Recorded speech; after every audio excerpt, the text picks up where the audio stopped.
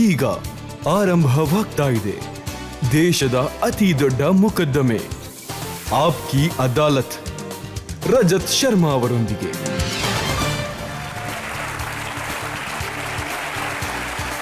ನಮಸ್ಕಾರ. ಆಪ್ಕಿ ಅದಾಲತ್ಗೆ ನಿಮ್ಮೆಲ್ಲರಿಗೂ ಸ್ವಾಗತ. ಆಪ್ಕಿ ಅದಾಲತ್ನಲ್ಲಿ ಇವತ್ತಿನ ನಮ್ಮ ಅತಿಥಿ ಒಬ್ರು ಎಂಥ ತಪಸ್ವಿ ಅಂದ್ರೆ ಅವರು ಸಾಕಷ್ಟು ಕಷ್ಟಕರವಾದಂಥ ಜೀವನವನ್ನು ಜೀವಿಸಿದ್ದಾರೆ. ಇದು ಅವರ ತನ್ನದೇ ಆದ ಚಾಯ್ಸ್. ಇವರು ಜೈನ್ ಪರಂಪರೆಯ ಮುನಿ. ಇವರಿಗೆ ಜಗತ್ತಿನಾದ್ಯಂತ ಕೋಟ್ಯಾಂತರ ಅನುಯಾಯಿ ಇದ್ದಾರೆ. ಇವರ ವಚನಗಳು ಸ್ವಲ್ಪ ಕಹಿ, ಆದರೆ ಇವರ ಮಾತು, ಇವರ ಲೋಕಪ್ರಿಯತೆ ತುಂಬಾ ಹೆಚ್ಚಾಗಿದೆ. ಮತ್ತೆ ಸಮಾಜದ ಬೇರೆ ಬೇರೆ ವರ್ಗಗಳಿಂದ ನನ್ನ ಹತ್ರ ರಿಕ್ವೆಸ್ಟ್ ಬಂದಿತ್ತು ಆಪ್ಕಿ ಅದಾಲತ್ನಲ್ಲಿ ಇವರನ್ನ ಕರೆಸೋದಕ್ಕೆ. ನಾನೀಗ ಇನ್ವೈಟ್ ಮಾಡ್ತಾ ಇದ್ದೇನೆ ಮುನಿ ಶ್ರೀ ತರುಣ್ ಸಾಗರ್ ಮಹಾರಾಜ್ ಅವರನ್ನ. ಪ್ಲೀಸ್.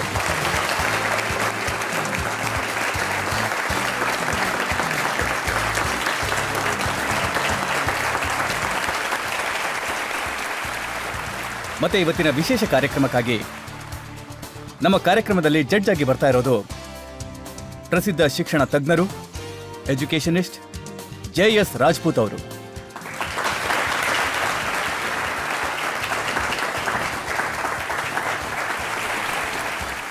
ಆಪ್ಕಿ ಅದಾಲತ್ನಲ್ಲಿ ನಾವು ಮೊಕದ್ದಮೆಯನ್ನ ಶುರು ಮಾಡೋದಕ್ಕೂ ಮೊದಲು, ಆರೋಪ ಮತ್ತೆ ಪ್ರಶ್ನೆಗಳ ಸರಣಿಯನ್ನ ಆರಂಭಿಸೋದಕ್ಕೂ ಮೊದಲು ಇವತ್ತಿನ ಜಡ್ಜ್ JS ರಾಜ್ಪೂತ್ ಅವರ ಅನುಮತಿಯನ್ನ ಪಡೆಯೋಣ ಇವತ್ತಿನ ಕಾರ್ಯಕ್ರಮ ಶುರು ಮಾಡೋದಕ್ಕೆ. ವಿಚಾರಣೆ ಶುರು ಮಾಡಿ. ಇವತ್ತಿನ ಈ ವಿಶೇಷ ಕಾರ್ಯಕ್ರಮವನ್ನು ಶುರು ಮಾಡೋಣ. ಇವತ್ತಿನ ಆಪ್ಕಿ ಅದಾಲತ್ನಲ್ಲಿ ಮೊದಲ ಆರೋಪ ಮುನಿ ತರುಣ್ ಸಾಗರ್ ಅವರ ಮೇಲೆ. ಆಪ್ಕಿ ಅದಾಲತ್ನಲ್ಲಿ ಜೈನ್ ಮುನಿ ತರುಣ್ ಸಾಗರ್ ಅವರ ಮೇಲಿರುವ ಆರೋಪವೆಂದರೆ ಇವರ ಜೀವನ ಶೈಲಿ ವ್ಯಾವಹಾರಿಕವಾದದ್ದಲ್ಲ ಎಂಬುದು.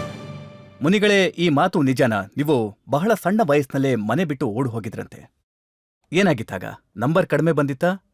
ಅಮ್ಮ ಬೈದ್ರಾ ಅಥವಾ ಅಪ್ಪ ಹೊಡೆದಿದ್ರಾ?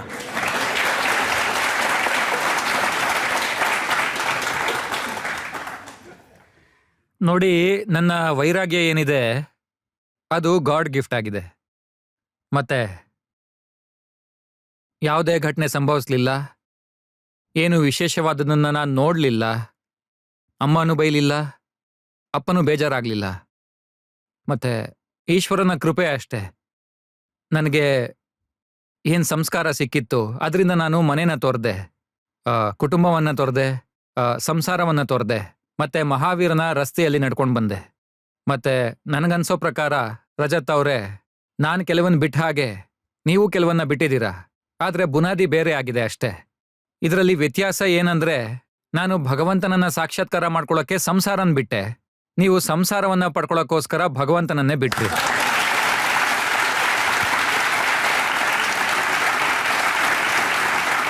ನಾನು ಕೇಳ್ಪಟ್ಟೆ ನೀವು ಹೇಳ್ತಾ ಇದ್ರಂತೆ ನೀವು ಭಗವಂತ ಆಗ್ಬೇಕು ಅಂತಿದ್ರಂತೆ. ನೀವು ಭಗವಂತ ಆಗೋದಿಕ್ಕೆ ಎಲ್ಲವನ್ನೂ ಬಿಟ್ಟು ಬಿಟ್ರಾ? ಇದರಲ್ಲೂ ದುರಾಸೆ ಇತ್ತ?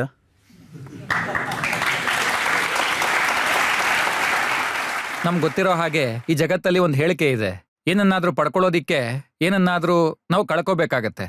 ಆದ್ರೆ ನಾನು ಏನನ್ನ ನಂಬ್ತೀನಿ ಅಂದ್ರೆ, ಏನನ್ನಾದ್ರೂ ಪಡ್ಕೊಳ್ಳೋದಿಕ್ಕೆ ಏನನ್ನು ಕಳ್ಕೊಳ್ಳೋದಲ್ಲ, ಏನನ್ನಾದ್ರೂ ಮಾಡಬೇಕಾಗತ್ತೆ. 13ನೇ ವಯಸ್ಸಿನಲ್ಲಿ ಇರಬೇಕಾದ್ರೆ 6ನೇ ಕ್ಲಾಸ್ನಲ್ಲಿ ಓದ್ತಾ ನಿಮ್ಗಾಗ್ಲೇ ಅರ್ಥ ಆಗಿತ್ತಾ ವೈರಾಗ್ಯ ಅಂದ್ರೆ ಏನು, ಸನ್ಯಾಸತ್ವ ಅಂದ್ರೆ ಏನು, ಭಗವಂತ ಎಲ್ಲಿ ಸಿಗ್ತಾನೆ? ಹೇಳ್ತಾರಲ್ಲ, ವಿವೇಕ ಇರೋರಿಗೆ ಹೆಚ್ಚು ಸಮಯ ಬೇಕಾಗಲ್ಲ ಅಂತ. ಮತ್ತೆ ಅರ್ಥ ಆಗದೆ ಇರೋರಿಗೆ ಜೀವನ ಪೂರ್ತಿ ಕೂಡ ಸಾಕಾಗಲ್ಲ. ನಾನ್ ಕೇಳ್ಪಟ್ಟೆ ನೀವು ಜಿಲೇಬಿ ತಿಂತ ಸನ್ಯಾಸತ್ವ ತಗೊಂಡ್ರಂತೆ. ಚಿಕ್ಕವನಿದ್ದಾಗ ನನಗೆ ಜಿಲೇಬಿ ತುಂಬಾ ಇಷ್ಟ ಆಗ್ತಿತ್ತು. 6ನೇ ತರಗತಿಯಲ್ಲಿ ಓದ್ತಾ ಇದ್ದೆ. ನಾನು ಹೆಚ್ಚು ಓದಿಲ್ಲ, 6ನೇ ತರಗತಿವರೆಗೆ ಮಾತ್ರ ಓದಿದ್ದೀನಿ. ಮತ್ತೆ 13ನೇ ವಯಸ್ಸಿನಲ್ಲೇ ನಾನು ಮನೆ ಕುಟುಂಬ ಎಲ್ಲನೂ ಬಿಟ್ಟು ಬಂದೆ. ಆಗ್ಲೇ ಹೇಳ್ದಾಗೆ ಜಿಲೇಬಿ ನನಗೆ ತುಂಬಾ ಇಷ್ಟ ಇತ್ತು. ಒಂದ್ಸರಿ ನಾನು ಸ್ಕೂಲಿಂದ ಮನೆಗೆ ವಾಪಸ್ ಹೋಗ್ತಿದ್ದೆ. ಮತ್ತೆ ದಾರಿಲಿ ಒಂದು ಹೋಟೆಲ್ ಇತ್ತು, ಅಲ್ಲಿ ಕೂತ್ಕೊಂಡು ಜಿಲೇಬಿ ತಿಂತಾ ಇದ್ದೆ. ಹತ್ರದಲ್ಲೇ ನಮ್ಮ ಗುರುಗಳಾದ ಪುಷ್ಪದನ್ ಸಾಗರ್ಜಿ ಮಹಾರಾಜ್ ಅವರ ಪ್ರವಚನ ನಡೀತಾ ಇತ್ತು. ಮತ್ತೆ ಪ್ರವಚನದಲ್ಲಿ ಅವ್ರು ಹೇಳ್ತಾ ಇದ್ರು, ನೀನು ಕೂಡ ಭಗವಂತ ಆಗ್ಬೋದು ಅಂತ. ಈ ವಿಚಾರ ನನ್ನ ಕಿವಿಗೆ ಬಿದ್ದಾಗ ನಂಗೆ ಜಿಲೇಬಿ ತಿನ್ನೋ ಆಸೆ ಕಡಿಮೆ ಆಗ್ತಾ ಹೋಯ್ತು, ಭಗವಂತ ಆಗ್ಬೇಕು ಅನ್ನೋ ಆಸೆ ಜಾಸ್ತಿ ಆಯ್ತು. ಅಲ್ಲಿಂದ ಶುರುವಾಗಿದ್ದೆ. ಆದ್ರೆ ಭಗವಂತ ಆಗೋದಕ್ಕೆ ತಿನ್ನೋದನ್ನ ಬಿಟ್ರಿ, ಕುಡಿಯೋದನ್ನ ಬಿಟ್ರಿ, ಬಟ್ಟೆ ಹಾಕೋದನ್ನ ಬಿಟ್ರಿ. ಈಗ ಅನ್ಸುತ್ತಾ ನಿಮ್ಗೆ ನಾನು ಮುಂಚೆನೆ ಚೆನ್ನಾಗಿದ್ದೆ, ತಪ್ಪು ಮಾಡ್ಬಿಟ್ಟೆ ಅಂತ? ನನಗೆ ನನ್ನ ನಿರ್ಣಯದ ಬಗ್ಗೆ ಯಾವತ್ತೂ ಪಶ್ಚಾತ್ತಾಪ ಆಗಿಲ್ಲ. ಆದ್ರೆ ಮನಸ್ಸಿನಲ್ಲಿ ಒಂದು ಗೊಂದಲ ಅಂತೂ ಇರ್ತಾ ಇತ್ತು. ಯಾಕಂದ್ರೆ ನಾನು ಯಾವತ್ತೂ ಸಂಸಾರ ಸಾಗರದಲ್ಲಿ ಮುಳುಗ್ದವನಲ್ಲ. ಆದ್ರೆ ಒಂದಿನ ನನಗೆ ಮಹಾವೀರ ಅವರು ನನಗೆ ಹೇಳ್ದಾಗಾಯ್ತು, ತರುಣ್ ಸಾಗರ್, ನೀನು ಸಂಸಾರ ಸಾಗರದಲ್ಲಿ ಮುಳುಗೋದಕ್ಕೆ ಬಂದಿಲ್ಲ, ಸಂಸಾರದಲ್ಲಿ ಮುಳುಗಿರೋ ಜನಕ್ಕೆ ನೀನು ದಾರಿ ತೋರಿಸ್ಬೇಕಾಗಿದೆ ಅಂತ. ಹಾಗೆ ನಾನು ಅವತ್ತಿಂದ ಈ ಸಮಾಜದ ಜನರಿಗೆ ದಾರಿ ತೋರಿಸೋ ಕೆಲಸದಲ್ಲಿ ನಿರತನಾಗಿದ್ದೀನಿ. ಅದನ್ನು ಮುಂದುವರ್ಸ್ಕೊಂಡೇ ಹೋಗ್ತೀನಿ. ಆದ್ರೆ ಲೌಕಿಕ ರೀತಿಯಲ್ಲಿ ನಾನು ಕೇಳ್ಪಟ್ಟೆ ನೀವು ಒಂದೇ ಸಲ ಊಟ ಮಾಡ್ತೀರಿ, ನೀವು ಸ್ನಾನ ಮಾಡೋದಿಲ್ಲ, ಮತ್ತೆ ಬ್ರಷ್ ಕೂಡ ಮಾಡೋದಿಲ್ಲ. ಇದು ಎಂಥ ಜೀವನ? ನೀವು ಕೇಳಿರೋದು ಸರಿಯಾಗಿದೆ. ನಾನು ನಗ್ನನಾಗಿರ್ತೀನಿ, ದಿಗಂಬರನಾಗಿರ್ತೀನಿ. ಈ ದಿಗಂಬರ ಅವಸ್ಥೆ ಏನಿದೆ ಅದು ಪ್ರಾಕೃತಿಕ ರೂಪವಾಗಿದೆ, ಯಥಾಜಾತ ಮುದ್ರ. ಜಿನಶಾಸ್ತ್ರಗಳಲ್ಲಿ ಅದನ್ನು ಹೇಳಿದೆ. ಮುನಿ ಯಾರು ಅಂತಂದ್ರೆ ಈ ಸಮಾಜದ ನಗ್ನತೆಯನ್ನ ಕಡಿಮೆ ಮಾಡೋದಿಕ್ಕೆ ತನ್ನ ಮೈ ಮೇಲಿರೋ ವಸ್ತ್ರವನ್ನು ಕೂಡ ತ್ಯಾಗ ಮಾಡೋನು ಅಂತ. ಆದ್ರೆ ಮುನಿಗಳೇ, ಅದು ಹಿಂದಿನ ಕಾಲದ ಮಾತಾಯ್ತು. ಆದ್ರೆ ಇಂದಿನ ದಿನಮಾನದಲ್ಲಿ ಜಗತ್ತು ಎಲ್ಲಿಗೆ ತಲುಪಿದೆ, ಮತ್ತೆ ನೀವು ಬಟ್ಟೆ ಹಾಕೊಳ್ದೆ ಓಡಾಡ್ತಾ ಇದ್ದೀರಾ. ಇದ್ರ ಬಗ್ಗೆ ನಾನು ಹೇಳೋದೇನಂದ್ರೆ, ಈ ಜಗತ್ತಿಗೆ ಮೊದಲು ದಿಗಂಬರ ಸ್ವಾಮೀಜಿ ಅಂದ್ರೆ ಯಾರು ಅನ್ನೋದು ಅರ್ಥ ಆಗ್ಬೇಕಿದೆ. ನೋಡಿ, ಈ ಬೀಸಣಿಗೆ ಮತ್ತೆ ಈ ನೀರಿರುವಂತ ಪಾತ್ರೆ, ಈ ಕಮಂಡಲ, ಇದನ್ನ ಹಿಡ್ಕೊಳ್ಳೋದ್ರಿಂದ ಯಾರು ಮುನಿ ಆಗೋದಿಲ್ಲ. ಮುನಿಯ ವಿಚಾರದಲ್ಲಿ 4 ಕವನದ ಸಾಲುಗಳನ್ನ ನಾನು ಹೇಳೋಕೆ ಇಷ್ಟಪಡ್ತೀನಿ. कि दिगंबर साधु किसे कहते हैं, दिगंबर मुनि किसे कहते हैं? जिसके पैरों में जूता नहीं, सिर पर छाता नहीं, बैंक में खाता नहीं, परिवार से नाता नहीं, उसे कहते हैं दिगंबर मुनि। जिसके तन पर कपड़े नहीं, जिसके मन में लफड़े नहीं, जिसके वचन में झगड़े नहीं, जीवन में कोई रगड़े नहीं, उसे कहते हैं दिगंबर मुनि। जिसका कोई घर नहीं, किसी बात का डर नहीं, दुनिया का असर नहीं, और जिससे बड़ा कोई सुपर नहीं, उसे कहते हैं दिगंबर मुनि। जिसके संग बीवी नहीं, जिसके साथ टीवी नहीं, अमीरी गरीबी नहीं, नाश्ते में जलेबी नहीं, उसे कहते हैं दिगंबर मुनि। ಮತ್ತೆ ರಜಜ್ಜಿ, ನಿಮ್ಮಿಂದನೇ ಒಂದು ವಿಷಯ ತಿಳ್ಕೊಬೇಕಾಗಿದೆ. ಅದು ಜಗತ್ತಲ್ಲಿ ಈ ತರ ವ್ಯಕ್ತಿ ಯಾರಾದ್ರೂ ಇರ್ತಾರ? ಇಡೀ ಜಗತ್ತಲ್ಲಿ, ಬರೀ ನಮ್ ದೇಶದ ಬಗ್ಗೆ ಹೇಳ್ತಾ ಇಲ್ಲ, ಇಡೀ ಜಗತ್ತಿನಲ್ಲೇ ಈ ರೀತಿ ವ್ಯಕ್ತಿ ಯಾರಾದ್ರೂ ಇರ್ತಾರ? ಯಾರಿಗೆ ಬಟ್ಟೆಯ ಅವಶ್ಯಕತೆ ಇರೋದಿಲ್ವೋ, ಯಾರಿಗೆ ಕುಟುಂಬದ ಅವಶ್ಯಕತೆ ಇರೋದಿಲ್ವೋ, ಯಾರಿಗೆ ಸಮಾಜದ ಅಗತ್ಯ ಇರೋದಿಲ್ವೋ, ಯಾರಿಗೆ ಹಣದ ಅಗತ್ಯ ಇರೋದಿಲ್ವೋ, ಯಾರಿಗೆ ಕೆಲ್ಸದವರ ಅಗತ್ಯ ಇರೋದಿಲ್ವೋ, ಯಾರಿಗೆ ದೋಬಿ ಅಗತ್ಯ ಇರೋದಿಲ್ವೋ, ಆ ರೀತಿ ವ್ಯಕ್ತಿ ಹುಡುಕಿದ್ರು ಕೂಡ ಜಗತ್ತಲ್ಲಿ ಯಾರೂ ಸಿಗೋದಿಲ್ಲ. ಆದ್ರೆ ಇರೋಂತ ಒಬ್ಬ ವ್ಯಕ್ತಿ ಅಂದ್ರೆ ಅವನೇ ದಿಗಂಬರ ಮುನಿ. ದೋಬಿಯ ಅಗತ್ಯನೇ ಇಲ್ದೇಲೆ ಎಲ್ಲರನ್ನೂ ಪರಿಶುದ್ಧ ಮಾಡ್ತಾನೆ, ಅವನೇ ದಿಗಂಬರ ಮುನಿ. ದಿಗಂಬರ ಮುನಿಗಳು ನೀವು ಮುಚ್ಚಿಟ್ಕೊಳ್ಳೋದಕ್ಕೆ ಕೆಲವೊಮ್ಮೆ ನವಿಲುಗರಿಗಳನ್ನ ಬಳಸ್ತೀರಿ, ಮತ್ತೆ ಕೂರ್ಬೇಕಾದ್ರೆ ನಿಮ್ ಮುಂದೆ ಡೆಸ್ಕನ್ನ ಇಟ್ಕೋತೀರಿ. ಅಲ್ಲ, ಮುಚ್ಚಿಟ್ಕೊಳ್ಳೋದಕ್ಕೆ ಇಷ್ಟನ್ನೆಲ್ಲ ನೀವು ಇಟ್ಕೋಬೇಕಾದ್ರೆ ಒಂದು ಲಂಗೋಟಿ ಹಾಕೊಂಡಿದ್ರೆ ಏನಾಗ್ತಾ ಇತ್ತು? ಅಲ್ಲ, ಲಂಗೋಟಿ ನಾನು ಹೇಳ್ತೀನಿ. ಯಾರಿಗೆ ನನ್ನ ಮುದ್ರೆ ಕಂಡ್ರೆ ತೊಂದರೆ ಆಗ್ತಿದ್ಯೋ ಅಂತವ್ರಿಗೆ ನಾನು ಲಂಗೋಟಿ ತಗೊಂಡು ಉಟ್ಕೊಳ್ಳೋ ಬದಲು ನೀವು ಕಣ್ಣಿಗೆ ಒಂದು ಪಟ್ಟಿ ಕಟ್ಕೊಳ್ಳಿ ಅಂತ ಹೇಳೋದಕ್ಕೆ ಇಷ್ಟಪಡ್ತೀನಿ. ಆಗ ಮುನಿ ಏನು ಅಂತ ಅವ್ರಿಗೆ ಅರ್ಥ ಆಗತ್ತೆ ಅಷ್ಟೇ. ಅವ್ರಿಗೆ ಕಷ್ಟ ಆಗ್ತಿಲ್ಲ, ನಿಮ್ಮ ಅನುಕೂಲಕ್ಕೆ ಅಂತ ಕೇಳ್ತಾ ಇಲ್ಲ, ಇದ್ದೀನಿ. ನನಗದ್ರ ಅವಶ್ಯಕತೆ ಇಲ್ಲ. ನಾನು ಈ ರೀತಿ ದಿಗಂಬರ ಅವಸ್ಥೆಯಲ್ಲಿ ಹೋಗೋದಕ್ಕೆ ಇಷ್ಟಪಡ್ತೀನಿ. ಮತ್ತೆ ನೋಡಿ, ಬದಲಾಗ್ತಿರೋ ಜಗತ್ತಲ್ಲಿ ಎಲ್ಲಿ ಕಾರ್ ಇದೆಯೋ, ಎಲ್ಲಿ ಟ್ರೈನ್ ಇದೆಯೋ, ಎಲ್ಲಿ ಬುಲೆಟ್ ಟ್ರೈನ್ ಇದೆಯೋ, ರಾಕೆಟ್ ಇದೆಯೋ, ಹಡಗಿದೆಯೋ, ಅಲ್ಲಿ ನೀವು ನಡ್ಕೊಂಡೇ ಓಡಾಡ್ತೀರಾ.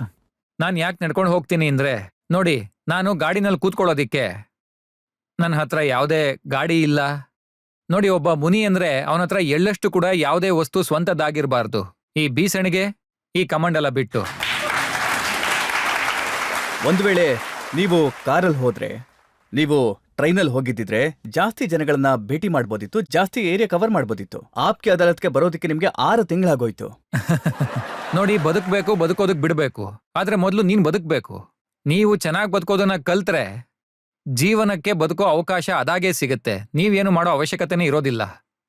ಮುನಿಗಳೇ, ಸಮಯ ಜೊತೆಗೆ ಬದಲಾಗ್ಬೇಕು.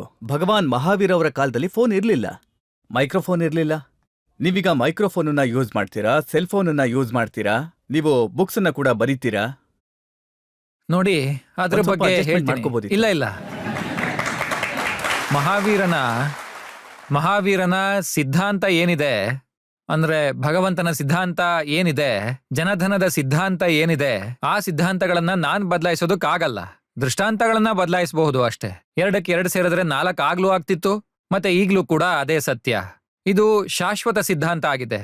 ಜಗತ್ತು ಇರುತ್ತೆ ಹೋಗುತ್ತೆ, ಆದ್ರೆ ಅದು ನೀವು ಒಂದ್ ಬದಲಾಗಲ್ಲ. ಮಾತು ಹೇಳಿ, ನಾವು ನೋಡಿರುವಂತ ಮುನಿಗಳು ಹಡಗನ್ನ ಬಳಸ್ತಾರೆ, ಹೆಲಿಕಾಪ್ಟರ್ ಅನ್ನ ಬಳಸ್ತಾರೆ. ಅದು ಮಹಾವೀರನ ಮಾರ್ಗ ಅಲ್ಲ. ಅದು ಮಹಾವೀರನ ಮಾರ್ಗ ಅಲ್ಲ, ಅದು ಬೇರೆ ಮಾರ್ಗ ಅಷ್ಟೇ. ಮಹಾವೀರನ ನಿಜವಾದ ಮಾರ್ಗ ಏನಿದೆ ಅದನ್ನ ಹೇಳ್ಬೇಕು ಅಂದ್ರೆ, ಮಹಾವೀರ ಒಬ್ಬ ರಾಜಪುತ್ರ ಆಗಿದ್ರು. ಒಂದ್ಸರಿ ಅವ್ರಿಗೆ ವೈರಾಗ್ಯ ಬಂದ್ಮೇಲೆ ಅವ್ರು ಎಲ್ಲದನ್ನೂ ತ್ಯಜಿಸಿ ಹೋದ್ರು. ನಾವ್ ಅರ್ಥ ಮಾಡ್ಕೋಬೇಕಿರೋದು ಒಂದ್ ವಿಷಯನ. ಮಹಾವೀರ ಹೇಳಿದ್ದು ಏನಾದ್ರೂ ಪಡ್ಕೋಬೇಕು ಅಂದ್ರೆ ಏನಾದ್ರೂ ಬಿಡ್ಬೇಕು ಅಂತ. ಸ್ವಲ್ಪ ಪಡ್ಕೋಬೇಕು ಅಂದ್ರೆ ಸ್ವಲ್ಪನಾದ್ರೂ ನೀವು ಬಿಡ್ಲೇಬೇಕಾಗತ್ತೆ. ತುಂಬಾ ಪಡ್ಕೋಬೇಕು ಅಂದ್ರೆ ತುಂಬಾ ಬಿಡ್ಬೇಕಾಗತ್ತೆ. ಆದ್ರೆ ಎಲ್ಲಾನು ಬೇಕು ಅಂದ್ರೆ ಎಲ್ಲಾನು ಬಿಡ್ಬೇಕಾಗತ್ತೆ. ನೀವು ಬಿಡೋದ್ರ ಬಗ್ಗೆ ಮಾತಾಡ್ತಾ ಇದ್ದೀರಾ ನೋಡಿ. ನಿಮ್ಮ ಪತ್ರಿಕೆ ಏನು ಪ್ರಿಂಟ್ ಆಗುತ್ತಲ್ಲ, ಅದನ್ನ ನಾನು ನೋಡಿದ್ದೀನಿ. ಅಹಿಂಸಾ ಮಹಾಕುಂಭ ನೋಡಿ, ಇಲ್ಲಿ ನಿಮ್ಮ ಫೋಟೋ ಪ್ರಿಂಟ್ ಆಗಿದೆ. ಕಮಲದ ಹೂ ಮಾಡಿದ್ದಾರೆ, ಅದ್ರ ಮೇಲೆ ನೀವು ಕೂತಿದ್ದೀರಾ. ನಿಮ್ಮ ಸುತ್ತ ಹೆಂಗಸರು ನಿಂತಿದ್ದಾರೆ, ಅವರು ಆರ್ತಿಗಳನ್ನ ಹಿಡ್ಕೊಂಡು ನಿಂತಿದ್ದಾರೆ. ನೀವು ಬಿಟ್ಟಿದ್ದೇನೇನ ಎಲ್ಲವೂ ಗಳಿಸಿದ್ದೆ ಅಲ್ವಾ?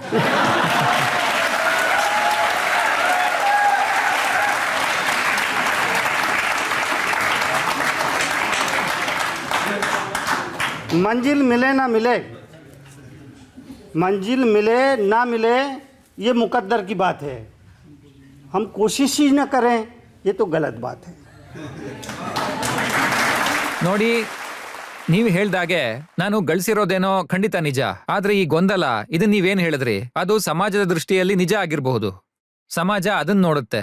ನಾನು ಇಲ್ಲಿ ಕೂತಿದ್ದೀನಿ, ಈ ಆಸನ ತಂದು ಹಾಕಿದೀರಾ, ಈ ಕಟಕಟೆಯಲ್ಲಿ ಕೂಡ್ಸಿದ್ದೀರಾ, ಇದೇ ಸಮಾಜದ ಕೆಲಸ ಅಲ್ವಾ? ಅದು ಆಧಾರ ನೀಡುತ್ತೆ, ಸನ್ಮಾನ ಮಾಡುತ್ತೆ, ಅದೇ ಸಮಾಜದ ಕರ್ತವ್ಯ ಅಲ್ವಾ? ಕೆಳಗ್ ಕೂತ್ಕೊಳ್ಳೋ ಅವಶ್ಯಕತೆ ಬಿದ್ರೆ ನಾನು ಅಲ್ಲೂ ಕೂರೋದಕ್ ಸಿದ್ಧನಾಗಿದ್ದೀನಿ. ಮೇಲ್ ಕೂತ್ಕೋಬೇಕು ಅಂದ್ರೂ ಅಲ್ಲೂ ಕೂತ್ಕೋತೀನಿ. ಮತ್ತೆ ಅವತ್ತು ಸಿಂಹಾಸನದಲ್ಲಿ ನಾನು ಕೂತ್ಕೊಳ್ಳೇಬೇಕಾಗಿತ್ತು, ಬೇರೆ ದಾರಿ ಇರ್ಲಿಲ್ಲ. ನೋಡಿ, ಕರೆಂಟ್ ಹೋದ್ರೆ ನಾವು ದೀಪ ಹಚ್ತೀವಿ. ಆ ದೀಪನ ಎತ್ತರವಾದ ಜಾಗದಲ್ಲಿ ಇಡ್ತೀವಿ, ಯಾಕೆಂದ್ರೆ ಅದರ ಬೆಳಕು ಎಲ್ಲ ಕಡೆ ಹರಡ್ಲಿ ಅಂತ. ಒಬ್ಬ ಸಂತ ಕೂಡ, ಮುನಿ ಆಗ್ಲಿ ಗುರು ಆಗ್ಲಿ ಸಂತ ಆಗ್ಲಿ, ಅವರು ಉರಿತಿರೋ ದೀಪದ ತರ. ಅವ್ರನ್ನ ಎತ್ತರದ ಸ್ಥಾನದಲ್ಲಿ ಯಾಕೆ ಕೂರಿಸ್ತಾರೆ ಅಂದ್ರೆ, ಅವರು ಅಲ್ಲಿ ಕೂತ್ಕೊಂಡು ಇಡೀ ಸಮಾಜದ ಮೇಲೆ ಬೆಳಕು ಹರಡ್ಲಿ ಅಂತ, ಎಲ್ರಿಗೂ ಅದರಿಂದ ದಾರಿ ಕಾಣಿಸ್ಲಿ ಅಂತ. ಇನ್ನೊಂದು ವಿಷಯ, ಅದು ಕೂಡ ನಿಮ್ಮ ಹತ್ರ ಹೇಳ್ತೀನಿ. ಎಲ್ರು ಹೇಳ್ತಾರೆ, ಸ್ವಾಮಿ ನೀವು ಹೇಳ್ತೀರಾ ಎಲ್ರು ಒಂದೇ, ಯಾರು ಭೇದ ಭಾವ ಮಾಡಬಾರ್ದು ಅಂತ, ಸಮಾಜನೇ ಒಂದು ಅಂತ. ಆದ್ರೆ ನೀವು ಮೇಲಿನ ಸ್ಥಾನದಲ್ಲಿ ಕೂತ್ಕೋತಿರಲ್ಲ ಅಂತ ಕೇಳ್ತಾರೆ, ನಮ್ಮನ್ನೆಲ್ಲ ಕೆಳಗಡೆ ಕೂಡಿಸ್ತಿರಲ್ಲ ಅಂತ. ಇದ್ರ ಅರ್ಥ ನೀವು ನಮ್ಗಿಂತ ಮೇಲೆ ಅಂತನಾ ಅಂತ. ಆದ್ರೆ ಮಹಾವೀರ ಇದ್ರ ಬಗ್ಗೆ ಒಂದ್ ಒಳ್ಳೆ ಮಾತು ಹೇಳಿದ್ದಾರೆ. ಅವ್ರು ಹೇಳಿದ ಶಬ್ದಗಳಲ್ಲೇ ನಾನು ಅದನ್ನ ಪುನರಾವರ್ತಿಸ್ತೀನಿ. ನಾನು ಮೇಲಿನ ಸ್ಥಾನದಲ್ಲಿ ಕೂತು ದೊಡ್ಡವನಾದೆ ಅಂತ ಖಂಡಿತ ಅಲ್ಲ, ಆ ಸ್ಥಾನದಿಂದ ನಾನು ದೊಡ್ಡವನಾದೆ ಅಂತ ಖಂಡಿತ ಅಲ್ಲ. ಕೆಳಗ್ ಕೂತ್ಕೊಂಡು ಚಿಕ್ಕವರಾದ್ರಿ ಅಂತ ಕೂಡ ಅರ್ಥ ಅಲ್ಲ. ನೀವು ಕೆಳಗ್ ಕೂತ್ಕೊಂಡೇ ದೊಡ್ಡವರಾಗ್ತೀರಾ, ನಾನ್ ಮೇಲ್ ಕೂತ್ಕೊಂಡು ಸಣ್ಣವನಾಗ್ತೀನಿ. ಅದ್ ಹೇಗೆ ಅಂದ್ರೆ, ನಾನು ಸಿಂಹಾಸನದ ಮೇಲೆ ಕೂತಿರೋದ್ರಿಂದ ನಾನು ಕಾವಲುಗಾರ ಆಗ್ತೀನಿ, ನೀವು ನೆಲದ ಮೇಲೆ ಕೂತಿದ್ದೀರಾ, ನೀವು ಜಮೀನ್ದಾರ ಆಗ್ತೀರಾ ಅಂತ. ನನಗೆ ಒಂದು ಮಾತನ್ನ ಹೇಳಿ, ನೀವು 13ನೇ ವಯಸ್ಸಿನಲ್ಲಿ ಮನೆ ಬಿಟ್ಟು ಭಗವಂತನಾಗ್ತೀನಿ ಅಂತ ಹೋದ್ರಲ್ಲ, ನೀವೀಗ ಭಗವಂತ ಆದ್ರ ಅಥವಾ ಬಾಕಿ ಉಳಿದಿದ್ಯಾ? ಈ ಪ್ರಯಾಣ ಇನ್ನು ಈಗಷ್ಟೇ ಶುರುವಾಗಿದೆ. ನಾನು ಆ ದಾರಿಲಿ ಸಾಗ್ತಾ ಇದ್ದೀನಿ ಅಷ್ಟೇ. ಎಷ್ಟು ಜನ್ಮಗಳವರೆಗೆ ನಾನು ಸಾಧನೆ ಮಾಡಬೇಕು, ಅದು ಈಗಲೇ ಹೇಳೋದು ಕಷ್ಟ ಆಗುತ್ತೆ. ಅದು ಅಷ್ಟು ಸುಲಭ ಕೂಡ ಅಲ್ಲ. ಜನ ನನ್ನನ್ನ ಒಂದು ಶ್ರದ್ಧೆಯಿಂದ ನೋಡ್ತಾರೆ, ಒಂದು ಒಳ್ಳೆ ಭಾವನೆಯಿಂದ ನೋಡ್ತಾರೆ, ಅದು ಅವ್ರಿಗೆ ಸಂಬಂಧಿಸಿದ್ದು. ಆದ್ರೆ ನಾನು ಆಗ್ಲೇ ಹೇಳ್ದಾಗೆ ಈಗಷ್ಟೇ ಶುರು ಮಾಡಿದ್ದೀನಿ, ಹೋಗ್ಬೇಕಿರೋ ದಾರಿ ಇನ್ನೂ ತುಂಬಾ ಇದೆ. ನಿಮ್ಮ ಪಯಣದ ಬಗ್ಗೆ ಸಾಕಷ್ಟು ಪ್ರಶ್ನೆ ಮತ್ತೆ ಆರೋಪಗಳು ನನ್ನ ಹತ್ರ ಇದೆ. ನಾವೀಗ ಒಂದು ಬ್ರೇಕ್ ತಗೊಳ್ಳೋಣ. ಬ್ರೇಕ್ನ ನಂತರ ಮುನಿ ತರುಣ್ ಸಾಗರ್ ಅವರ ಮೇಲೆ ಪ್ರಶ್ನೆಗಳು ಮತ್ತು ಆರೋಪಗಳ ಮತ್ತೊಂದು ಸುತ್ತು. ನೋಡಿ ಮುನಿಗಳೇ, ಭಗವಾನ್ ಮಹಾವೀರರದ್ದು ಅಹಿಂಸೆಯ ಸಿದ್ಧಾಂತ. ಇವ್ರ ಕೈಯಲ್ಲಂತೂ SLR ಇದೆ. ಫೈರ್ ಮಾಡಿದ್ರೆ 50ರಿಂದ 60 ಜನ ಸತ್ತು ಹೋಗ್ತಾರೆ.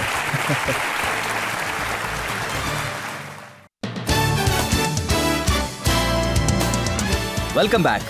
ಇವತ್ತು ನಾವು ಆಪ್ಕಿ ಅದಾಲತ್ನಲ್ಲಿ ವಿಶೇಷವಾದ ಸಂಚಿಕೆ ನಡೆಸ್ತಾ ಇದ್ದೇವೆ. ನಮ್ಮ ಜೊತೆ ಇದ್ದಾರೆ ಜೈನ್ ಮುನಿ. ಎಂಥ ಮುನಿಗಳು ಅಂದ್ರೆ, ಇವರು ದಿಗಂಬರರು, ಬಟ್ಟೆ ಹಾಕೊಳ್ಳೋದಿಲ್ಲ. ಎಂಥ ಮುನಿ ಅಂತಂದ್ರೆ ಸದಾ ಕಾಲ ನಡ್ಕೊಂಡೇ ಓಡಾಡ್ತಾರೆ. ಎಂಥ ಮುನಿ ಅಂತಂದ್ರೆ ಕಹಿ ವಚನಗಳನ್ನ ಕೊಡ್ತಾರೆ. ಆದ್ರೆ ಅವರ ಲೋಕಪ್ರಿಯತೆ ಅಪಾರವಾದದ್ದು. ಆಪ್ಕಿ ಅದಾಲತ್ನಲ್ಲಿ ಮುಂದಿನ ಆರೋಪ ಮುನಿ ತರುಣ್ ಸಾಗರ್ ಅವರ ಮೇಲೆ. ಆಪ್ಕಿ ಅದಾಲತ್ನಲ್ಲಿ ಜೈನ್ ಮುನಿ ತರುಣ್ ಸಾಗರ್ ಅವ್ರ ಮೇಲಿರುವ ಆರೋಪವೆಂದರೆ ಇವರಿಗೆ ಡಬಲ್ ಸ್ಟ್ಯಾಂಡರ್ಡ್ಸ್ ಇದೆ ಎಂಬುದು. ಮುನಿಗಳೇ, ನೀವು ಹೇಳ್ತಾ ಇದ್ರಿ ನಿಮ್ಗೆ ಯಾವುದೇ ವಸ್ತುವಿನ ಮೇಲೆ ಮೋಹ ಇಲ್ಲ ಅಂತ. ಬ್ಯಾಂಕಲ್ಲಿ ನಿಮ್ಗೆ ಖಾತೆ ಇಲ್ಲ, ನಿಮ್ಮ ಜೇಬಲ್ಲಿ ದುಡ್ಡಿಲ್ಲ. ಅಲ್ಲ, ನಂಗೆ ಜೇಬೇ ಇಲ್ಲ, ದುಡ್ಡನ್ನು ತಗೊಂಡು ಎಲ್ಲಿಟ್ಕೊಳ್ಳಿ? ಜನ ಬಂದು ನನ್ನ ಹತ್ರ ಹೇಳ್ತಾರೆ, ಸ್ವಾಮೀಜಿ ನಾವು ನಿಮ್ಮಿಂದ ತುಂಬಾ ಪ್ರಭಾವಿತರಾಗಿದ್ದೀವಿ, ನಿಮ್ಮ ಸಂಪರ್ಕದಲ್ಲಿ ಯಾವಾಗ್ಲೂ ಇರ್ಬೇಕು ಅನ್ನೋದು ನಮ್ಮ ಆಸೆ, ನಿಮ್ಮ ಅಡ್ರೆಸ್ನ ದಯವಿಟ್ಟು ಕೊಡಿ ಅಂತ ಕೇಳ್ತಾರೆ. ನಾನು ಅವ್ರಿಗೆ ಹೇಳ್ತೀನಿ ನನ್ನ ಹತ್ರ ಡ್ರೆಸ್ಸೇ ಇಲ್ಲ, ಇನ್ನು ಅಡ್ರೆಸ್ ಇನ್ನೆಲ್ಲಿ ಕೊಡ್ಲಿ ಅಂತ. ನೋಡಿ, ಯಾವ ವ್ಯಕ್ತಿಗೆ ಡ್ರೆಸ್ ಇಲ್ವೋ, ಮೋಹ ಇಲ್ವೋ, ಮಾಯಾ ಇಲ್ವೋ, ಅವರನ್ನ ರಕ್ಷಣೆ ಮಾಡೋದಕ್ಕೆ ಇಷ್ಟು ದೊಡ್ಡ ಸಂಖ್ಯೆನಲ್ಲಿ ಪೊಲೀಸ್ನವರು ಯಾಕೆ ಕಾಣಿಸ್ಕೊಳ್ತಾರೆ? ಇಲ್ಲಿ ನೋಡಿ, ನನ್ನ ಹತ್ರ ಫೋಟೋಸ್ ಇದೆ. ಇಲ್ಲಿ ಫೋಟೋ ಇದೆ, ನೀವು ಕೂತಿದ್ದೀರಾ, ನಿಮ್ ಸುತ್ತ ಪೊಲೀಸ್ನವರಿದ್ದಾರೆ. ಇಲ್ಲಿ ನೀವು ನಡ್ಕೊಂಡು ಬರ್ತಾ ಇದ್ದೀರಾ, ನಿಮ್ ಸುತ್ತಮುತ್ತ ಬ್ಲ್ಯಾಕ್ ಕಮಾಂಡೋಸ್ ಇದ್ದಾರೆ.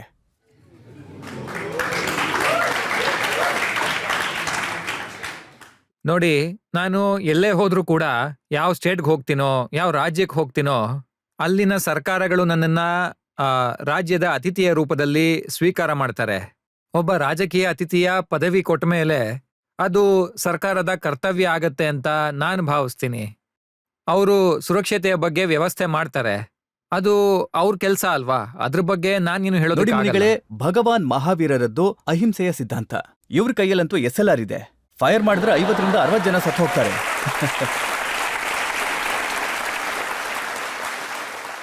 ಗೋಡೆ ಮೇಲೆ ಏನು ಬರಿಬಾರ್ದು ಅಂತ ಹೇಳೋದಿಕ್ಕೆ ನಾವು ಏನನ್ನಾದ್ರೂ ಬರೀಲೇಬೇಕಾಗತ್ತೆ ಅಲ್ವಾ? ಹಾಗಾಗಿ ನನ್ಗನ್ಸೋದೇನಂದ್ರೆ, ಈ ಸರ್ಕಾರದ ವ್ಯವಸ್ಥೆ ಏನಿದೆ ಅದ್ರ ಬಗ್ಗೆ ನಾನು ಹೆಚ್ಚಿಗೆ ಹೇಳೋದಕ್ಕಾಗಲ್ಲ. ಸುರಕ್ಷತೆಗೋಸ್ಕರ ಅವರು ಈ ರೀತಿ ಎಲ್ಲ ಮಾಡ್ಬೇಕಾಗತ್ತೆ. ಅಲ್ದೆ ಇದು ಸರ್ಕಾರದ ಕರ್ತವ್ಯ ಕೂಡ ಆಗತ್ತೆ. ಎಲ್ಲಿ ಸಾವಿರ ಒಂದ್ ನಿಮಿಷ ಸ್ವಲ್ಪ ನನ್ನ ಮಾತನ್ನ ಕೇಳಿಸ್ಕೊಳ್ಳಿ. ಹಾ, ಹಾ. ನೀವು ನವಿಲ್ ಗರಿನ ಯಾಕೆ ಇಟ್ಕೋತೀರಾ ಅಂದ್ರೆ ಯಾವುದೇ ಕೀಟಾಣು ಸಾಯ್ಬಾರ್ದು ಅಂತ. ಹೌದು. ನೀವ್ ಎಲ್ಲಿ ಕೂರ್ತಿರೋ ಅಲ್ಲಿ ಕ್ಲೀನ್ ಮಾಡ್ಕೋತೀರಾ. ಹೌದು. ಆದ್ರೆ ನಿಮ್ ಹಿಂದೆ ಬಂದೂಕ್ ಇಟ್ಕೊಂಡು ನಿಂತಿದಾರಲ್ಲ, ಮತ್ತದು ಬಂದೂಕು ಅಲ್ಲ, SLR, ಸೆಲ್ಫ್ ಲೋಡೆಡ್ ರೈಫಲ್ಸ್. ಒಂದ್ಸಲ ಫೈರ್ ಮಾಡಿದ್ರೆ 50-60 ಜನ ಸತ್ತು ಹೋಗ್ತಾರೆ. ಇಲ್ಲ, ಹಾಗಲ್ಲ. ಅದನ್ನ ಯಾರು ಬಳಸೋದಿಲ್ಲ. ಮತ್ತೆ ಅವ್ರಿಗೆ ನಾನು ಹೇಳ್ತೀನಿ ಅದನ್ನ ಲಾಕ್ ಮಾಡಿ ಇಟ್ಕೊಳ್ಳಿ ಅಂತ. ಯಾಕಂದ್ರೆ ಅದನ್ನ ನೋಡಿದ್ರೆ ನನಗೂ ಕೂಡ ಭಯ ಆಗುತ್ತೆ. ಅಲ್ದೆ ಅವರು ನನ್ನ ಪಕ್ಕದಲ್ಲೇ ನಿಂತಿರ್ತಾರೆ, ಆದ್ರೆ ಹೆದರ್ಕೊಳ್ಳೋ ಅಂತ ಅವಶ್ಯಕತೆ ಇಲ್ಲ. ನೋಡಿ, ಆದ್ರೆ ಅಹಿಂಸೆಯ ಪೂಜಾರಿ ಹಿಂಸೆಯ ವೆಪನ್ನ ತಮ್ಮ ಜೊತೆಗೆ ಇಟ್ಕೊಂಡ್ರೆ ಇದಕ್ಕೇನ್ ಹೇಳ್ಬೇಕು?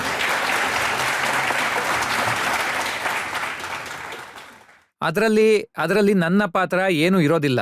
ಅದು ನನ್ನ ವಿವಶತೆ ಆಗಿರುತ್ತೆ. ಅವ್ರು ಅದನ್ನ ವ್ಯವಸ್ಥೆ ಮಾಡ್ತಾರೆ, ನಾನು ಅದನ್ನ ಒಪ್ಕೊಳ್ಳೋದೂ ಇಲ್ಲ, ನಿರಾಕರಿಸೋದು ಕೂಡ ಇಲ್ಲ. ನೋಡಿ, ನೀವು ಪಾಕಿಸ್ತಾನದ ಬಗ್ಗೆ ಹೇಳಿಕೆ ಕೊಡ್ತೀರಾ. ನೀವು ಪಾಕಿಸ್ತಾನವನ್ನ ರಾಕ್ಷಸ ಅಂತೀರಾ. ಮತ್ ಹೇಳ್ತೀರಾ ಪಾಕಿಸ್ತಾನಕ್ಕೆ ಅದರದ್ದೇ ಭಾಷೆನಲ್ಲಿ ಉತ್ತರ ಕೊಡ್ಬೇಕು ಅಂತ. ಈಗ ಪಾಕಿಸ್ತಾನಕ್ಕೆ ಅದರದ್ದೇ ಭಾಷೆಯಲ್ಲಿ ಉತ್ತರ ಕೊಡ್ಬೇಕು ಅಂದ್ರೆ ಶೂಟ್ ಮಾಡ್ಬೇಕಾಗತ್ತೆ, ಟ್ಯಾಂಕ್ ತಗೊಂಡು ಹೋಗ್ಬೇಕಾಗತ್ತೆ. ಅದು ಹಿಂಸೆ ಆಗಲ್ವಾ? ನೀವೀ ಕೇಳಿದೊಂದು ಪ್ರಶ್ನೆ ತುಂಬಾ ಮಾರ್ಮಿಕವಾದಂಥದ್ದು.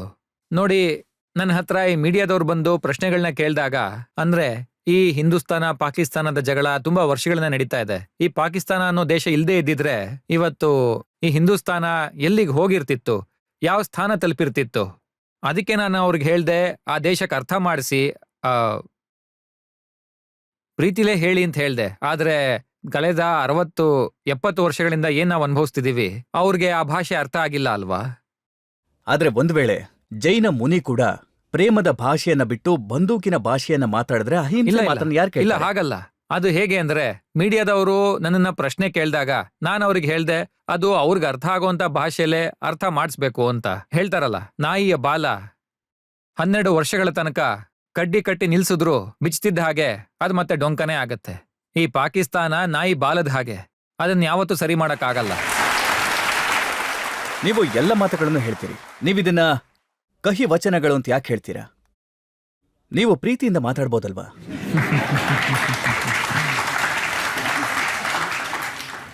ರಜತ್ ಅವರೇ, ಮೊದಲ 10 ವರ್ಷಗಳಲ್ಲಿ ತುಂಬಾ ಸಿಹಿಯಾಗಿ ಮಾತಾಡ್ದೆ, ಪ್ರೀತಿಯಿಂದ ಹೇಳ್ದೆ. ಎಷ್ಟು ಪ್ರೀತಿಯಿಂದ ಅರ್ಥ ಮಾಡ್ಸಕ್ ಹೋದೆ ಅಂದ್ರೆ ಅದರಿಂದ ಒಂದು ದೊಡ್ಡ ದುಷ್ಪರಿಣಾಮನೇ ಉಂಟಾಯಿತು. ನಾನೇನೋ ಹೇಳ್ತಾ ಇದ್ದೆ, ಜನ ನಿದ್ದೆ ಮಾಡ್ತಿದ್ರು. ನಾನ್ ಹೇಳ್ತಿದ್ದೆ, ಅವ್ರು ಮಲಗ್ತಿದ್ರು. ಅವ್ರಿಗನ್ನಿಸ್ತಿತ್ತು ನಾನು ಲಾಲಿ ಹಾಡು ಹೇಳ್ತಾ ಇದ್ದೆ ಅಂತ. ಒಂದಿನ ನನಗೆ ಅನ್ನಿಸ್ತು, ಮಹಾವೀರರು ನನಗೆ ಹೇಳ್ತಾ ಇದ್ದಾರೆ ಅನ್ನಿಸ್ತು. ತರುಣ್ ಸಾಗರ್ ಇವರು ಕತ್ಲಲ್ಲಿ ಕೂತಿರೋಂಥ ಜನ. ಅಲ್ದೆ ಆಗ ನನ್ನ ಮಾತು ಕೇಳೋದಿಕ್ಕೆ 1000 ಜನ ಬರ್ತಿರ್ಲಿಲ್ಲ. ಕಷ್ಟದಿಂದ 25ರಿಂದ 50 ಜನ ಬರ್ತಾ ಇದ್ರು. ಆ ಬರ್ತಿದ್ದ 25-50 ಜನನು ಎಂಥವ್ರು ಅಂದ್ರೆ, ಮನೇಲೇನು ಕೆಲಸ ಇಲ್ದೇ ಇರೋರು ಅಥವಾ ಮನೆಯಿಂದ ಸೊಸೆ ಆಚೆ ಹಾಕಿರೋಂಥವ್ರು, ಅವ್ರು ಬರ್ತಿದ್ರು. ಆಗ ನನಗನ್ಸ್ತು, ಮಹಾವೀರರು ನನಗೆ ಹೇಳ್ದಾಗೆ, ತರುಣ್ ಸಾಗರ್ ಇವರೆಲ್ಲ ಕತ್ಲಲ್ಲಿರೋಂಥ ಜನ, ಇವ್ರು ನಿನ್ ಮಾತನ್ನ ಕೇಳ್ತಾನೂ ಇಲ್ಲ, ಅವ್ರಿಗೇನು ಅರ್ಥ ಕೂಡ ಆಗ್ತಿಲ್ಲ. ಇದ್ರಲ್ಲಿ ನಿನ್ ಸಮಯ ವ್ಯರ್ಥ ಮಾಡ್ಬೇಡ ಅಂದ್ರು. ಮರೋದಿನಾನೇ ನಾನೊಂದು ಭಾಷಣ ಮಾಡ್ದೆ. ಆ ಭಾಷಣ ಕೇಳಿ ಹಿಂದೂಸ್ತಾನದ ಅರ್ಧ ಜೈನ ಸಮುದಾಯ ನನ್ನ ವಿರುದ್ಧ ನಿಂತ್ಕೊಳ್ತು. ಆ ಭಾಷಣನ ವಾಪಸ್ ತಗೊಳ್ಳಿ ಅಂತ ಹೇಳ್ತು. ಆದ್ರೆ ನಾನು ಒಪ್ಕೊಳ್ಳಿಲ್ಲ. ನಾನ್ ಹೇಳ್ದೆ, ಈ ಭಾಷಣನ ವಾಪಸ್ ತಗೊಳ್ಳೋಂತ ಸವಾಲೇ ಹುಟ್ಟೋದಿಲ್ಲ. ಇನ್ ಮುಂದೆ ಇದೇ ನನ್ನ ಜೀವನದ ರಣನೀತಿ ಆಗಿದೆ. ಇನ್ಮೇಲೆ ಇದ್ರ ಮೂಲಕನೇ ನನ್ನ ಕೆಲ್ಸನ ಮುಂದುವರಿಸ್ತೀನಿ ಅಂತ ಹೇಳ್ದೆ. ನೀವ್ ಒಪ್ಕೊಳ್ಳಿ ಇಲ್ಲ ಬಿಡಿ, ನಾನು ಇದೇ ರಸ್ತೆಲೇ ಇನ್ಮೇಲೆ ಹೋಗ್ತೀನಿ ಅಂತ ಹೇಳ್ದೆ. ಆ ಒಂದು ಹೇಳಿಕೆ ನಿಮ್ಗೂ ಗೊತ್ತಿದೆ ಅನ್ಕೋತೀನಿ. ಯಾರಲ್ಲಿ ಒಬ್ಬನೇ ಹೋಗೋ ಸಾಮರ್ಥ್ಯ ಇರುತ್ತೋ ಒಂದು ದಿನ ಅವರ ಹಿಂದೆ ಜನರ ಹಿಂಡೆ ಇರುತ್ತೆ. ನಾವೀಗ ಅಪ್ಪ ಮಕ್ಕಳ ಮಾತಾಡೋಣ ಅಂತಂದ್ರೆ ನಿಮ್ಗೆ ಮದುವೆನೇ ಆಗಿಲ್ಲ, ನಿಮ್ಗೆ ಕುಟುಂಬನೇ ಇಲ್ಲ, ಮತ್ತೆ ನೀವ್ ಹೇಳ್ತೀರಾ ಗಂಡ ಹೆಂಡತಿ ಸಂಬಂಧ ಹೇಗಿರ್ಬೇಕು ಅಂತ. ನಾನು ಸಂಸಾರವನ್ನ ಬಿಟ್ಟಿದ್ದೀನಿ, ಸಮಾಜವನ್ನ ಬಿಟ್ಟಿಲ್ಲ. ನಾನು ಸಂಸಾರ ಬಿಟ್ಟಿದ್ದೀನಿ, ಸಮಾಜವನ್ನ ಬಿಟ್ಟಿಲ್ಲ. ಇದೇ ಸಮಾಜದಲ್ಲೇ ಇದ್ದೀನಿ.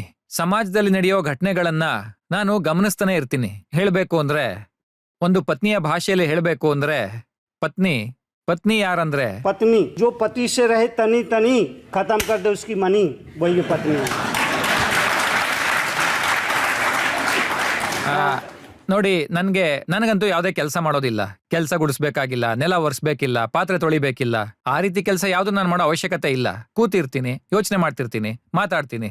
ಮತ್ತೆ ಹೊಸ ಪರಿಭಾಷೆಯನ್ನ ಅತ್ತೆ ಹುಡುಕೋದಿಕ್ಕೆ ಸೊಸೆ ಮಧ್ಯದಲ್ಲಿ ಏನ್ ನಡೆಯುತ್ತೆ ಅಂತ ನಿಮ್ಗೆ ಹೇಗ್ ಗೊತ್ತಾಗುತ್ತೆ? ಇಲ್ಲ. ನೋಡಿ, ನನ್ನದೇ ಯಾವುದು ಮನೆ ಇಲ್ಲ. ಆದ್ರೆ ಮನೆಯಲ್ಲೂ ನಡೆಯೋ ಕತೆ ಬಗ್ಗೆ ಗೊತ್ತಿದೆ. ನನ್ನದೇ ಯಾವುದು ಮನೆ ಇಲ್ಲ, ಆದ್ರೆ ಮನೆಯ ಕತೆ ಬಗ್ಗೆ ನನಗೆ ಗೊತ್ತಿದೆ. ಹಾಗಾಗಿ ಅದ್ರ ಬಗ್ಗೆ ಟಿಪ್ಪಣಿ ಮಾಡ್ತೀನಿ, ವಿವೇಚನೆ ಮಾಡ್ತೀನಿ. ಮತ್ತೆ ಜನಕ್ಕೆ ನನ್ನ ಮಾತುಗಳು ಇಷ್ಟ ಆಗತ್ತೆ, ಖುಷಿ ಪಡ್ತಾರೆ. ಅವ್ರು ನನ್ನ ಮಾತುಗಳನ್ನ ಬರೀ ಕೇಳೋದಷ್ಟೇ ಅಲ್ಲ, ಪಾಲಿಸ್ತಾರೆ ಕೂಡ. ನಿಮ್ಗೆ ಇದು ಅನ್ಸೋದಿಲ್ವಾ ನೀವು ಕುರುಡರ ರಾಜ್ಯದಲ್ಲಿ ಕನ್ನಡಿ ಮಾಡ್ತಾ ಇದ್ದೀನಿ ಅಂತ?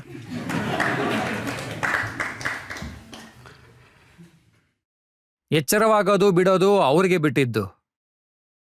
ಜನ ನನ್ನ ಕೇಳ್ತಾರೆ, ಮುನಿಯವರೇ, ನಿಮ್ಮನ್ನ ನೋಡೋದಕ್ಕೆ ಸಾವಿರಾರು ಜನ ಬರ್ತಾರೆ. ನಿಮ್ಗೆ ನಿಜವಾಗ್ಲೂ ಅನ್ಸುತ್ತಾ ಇವರು ನಿಮ್ಮ ಪ್ರವಚನ ಕೇಳಿದ ಮೇಲೆ ನಿಜವಾಗ್ಲೂ ಬದಲಾಗ್ತಾರೆ ಅಂತ? ಅವ್ರಿಗೆ ನಾನು ಒಂದೇ ಮಾತು ಹೇಳೋದು, ಎಚ್ಚರವಾಗೋದು ಬಿಡೋದು ಅದು ಅವ್ರಿಗೆ ಬಿಟ್ಟಿದ್ದು. ಆದ್ರೆ ನನ್ನ ಕರ್ತವ್ಯ ನನ್ನ ಧ್ವನಿ ಅವ್ರಿಗೆ ತಲುಪಿಸ್ತಾ ಇರೋದು. ಮುನಿಗಳೇ, ನನ್ನ ಹತ್ರ ಇನ್ನಷ್ಟು ಆರೋಪಗಳಿವೆ. ನಾವೀಗ ಒಂದು ಬ್ರೇಕ್ ತಗೊಳ್ಳೋಣ. ಬ್ರೇಕ್ನ ನಂತರ ಆಪ್ಕೆ ಅದಾಲತ್ನಲ್ಲಿ ಮುನಿ ತರುಣ್ ಸಾಗರ್ ಅವರ ಮೇಲೆ ಆರೋಪ ಮತ್ತೆ ಪ್ರಶ್ನೆಗಳ ಮತ್ತೊಂದು ಸುತ್ತು.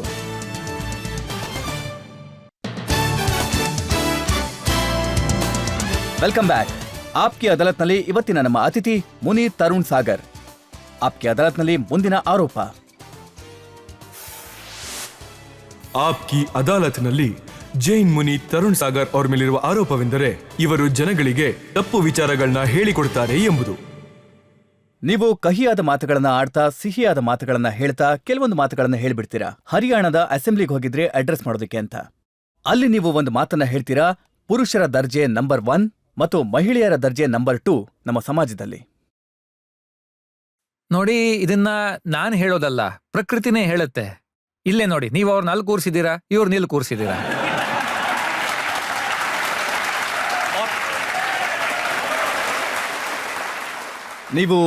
ನೀವು ಅವ್ರ ಕಡೆ ನೋಡಿದ್ರಿ, ಅವ್ರನ್ನ ಅಲ್ಲಿ ಕೂರ್ಸಿದ್ವಿ. ನೀವು ಹೇಳ್ತೀರಿ ಸಮಾಜದಲ್ಲಿ ಇವರ ಸ್ಥಾನ ಅಂತ. ನೀವು ಹೇಳ್ತೀರಿ ಮಹಿಳೆಯರ ಸ್ಥಾನ ನಂಬರ್ 2. ಶಕ್ತಿಗೋಸ್ಕರ ದುರ್ಗಾ ಮಾತೆ ಪೂಜೆ ಮಾಡ್ತೀವಿ, ಹಣಕ್ಕೋಸ್ಕರ ಲಕ್ಷ್ಮೀ ಪೂಜೆ ಮಾಡ್ತೀವಿ, ಶಿಕ್ಷಣಕ್ಕೆ ಅಂತ ನಾವು ಸರಸ್ವತಿ ಪೂಜೆ ಮಾಡ್ತೀವಿ. ನೀವು ಹೇಳ್ತೀರಿ ನಂಬರ್ 2 ಅಂತ. ನೀವು ಹೇಳ್ತೀರಿ ಇದನ್ ಮಾಡಿದ್ದು ನಾನಲ್ಲ ಅಂತ. ನಮ್ಮಲ್ಲಿ ನೋಡಿ, ಕೃಷ್ಣನ್ಗಿಂತ ಮುಂಚೆ ರಾಧೆ ಬರ್ತಾರೆ, ರಾಧೆ ಕೃಷ್ಣ. ರಾಮನಿಗಿಂತ ಮುಂಚೆ ಸೀತಾರಾಮ ಅಂತೀವಿ, ನಾರಾಯಣಗಿಂತ ಮುಂಚೆ ಲಕ್ಷ್ಮೀ ನಾರಾಯಣ ಅಂತೀವಿ. ನೋಡಿ, ಇದು ನಮ್ಮ ಪರಂಪರೆ. ನೀವು ಹೇಳ್ತೀರಿ ಮಹಿಳೆಯರು ನಂಬರ್ 2 ಅಂತ. ಶಿವಪಾರ್ವತಿ ಅಂತ ಕೂಡ ಹೇಳ್ತೀವಲ್ವಾ? ಈಗ ಹುಡುಕಿದ್ದಕ್ಕೆ ಒಂದೇ ಸಿಕ್ಕಿದ್ದ ನಿಮ್ಗೆ?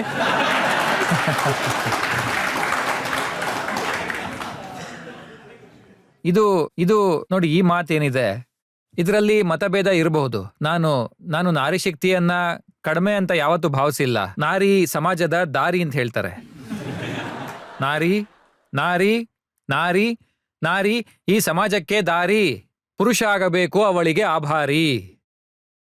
ಸ್ತ್ರೀಗೆ ಅವಳದೇ ಆದ ಮಹತ್ವಪೂರ್ಣತೆ ಇದೆ. ಆದ್ರೆ ಪ್ರಕೃತಿಯ ವಿಶೇಷತೆ ಅಂದ್ರೆ ನೀವು ಒಪ್ಕೋತಿರೋ ಬಿಡ್ತಿರೋ ಅದು ಹಾಗೆ ಇರೋದು. ನೋಡಿ, ನೀವು ಹೆಸರು ಬರಿಬೇಕಾದ್ರೆ ಮೊದಲು ನಿಮ್ ತಂದೆ ಹೆಸರು ಬರಿತೀರಾ ಅಲ್ವಾ? ತಾಯಿ ಹೆಸರನ್ನ ಯಾಕೆ ಬರೆಯಲ್ಲ? ನೋಡಿ, ನೀವು ಅಲ್ಲ ಹಾಗಲ್ಲ. ಪರಿಚಯದ ಪತ್ರ ಬರಿಬೇಕಾದ್ರೆ ನೀವು ನಿಮ್ ತಂದೆ ಹೆಸರನ್ನೇ ಇಲ್ಲ, ಬರೀತೀರಾ. ನೀವು- ನಿಮ್ ಹೆಸರಿನ ಮುಂದೆ ನೋಡಿ, ತಾಯಿ ಹೆಸರನ್ನ ಬರೆಯೋದಿಲ್ವಲ್ಲ? ನೀವೀಗ ಸಮಾಜದ ಜೊತೆ ಬದಲಾಗಿಲ್ಲ. ನೀವು ಟಿವಿಗಳಲ್ಲಿ ಆಡ್ಸ್ ನೋಡಿಲ್ಲ ಅನ್ಸುತ್ತೆ. ಹ್ಮ್. ದೊಡ್ಡ ದೊಡ್ಡ ಕ್ರಿಕೆಟರ್ಸ್ ಏನಿದಾರಲ್ಲ ಅವರು ಹೇಳ್ತಾ ಇದ್ದಾರೆ ತಮ್ಮ ತಾಯಿ ಹೆಸರನ್ನ ಮೊದಲು ತಗೋಬೇಕು. ಹ್ಮ್. ಜಗತ್ತು ಈಗ ಬದಲಾಗಿದೆ. ಮತ್ತೆ ನೀವು ಹರಿಯಾಣ ಅಸೆಂಬ್ಲಿನಲ್ಲಿ ಏನ್ ಹೇಳಿದ್ರಿ ಅಂದ್ರೆ, ಪತಿಯ ಮಾತುಗಳನ್ನ ಕೇಳುವಂಥದ್ದು ಪ್ರತಿಯೊಬ್ಬ ಪತ್ನಿಯ ಧರ್ಮವಾಗಿದೆ. ಪತಿಗೇನಾದ್ರೂ ಧರ್ಮ ಇದೆಯೋ ಇಲ್ವೋ?